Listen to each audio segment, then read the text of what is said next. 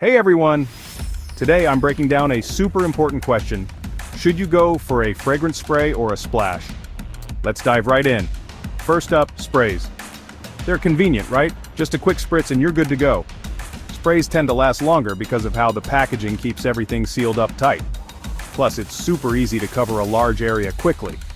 Now let's talk about splashes. With a splash, you're in control. You can apply it directly to your skin, hitting those crevices and getting the perfect amount exactly where you want it. It's all about that personal touch. So which one fits your lifestyle better? Are you someone who loves the ease and longevity of a spray? Or do you prefer the precision and control that comes with a splash?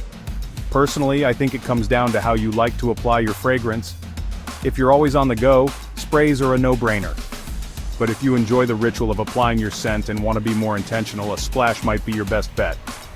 Alright ladies, which team are you on? Spray or splash? Let me know in the comments below. Don't forget to follow us on social media to stay connected and be a part of our story. You can find us on Facebook, Instagram, TikTok, and of course right here on YouTube. Thanks for watching. If you enjoyed this video, give it a thumbs up and share your feedback. We can't wait to hear from you. See you next time.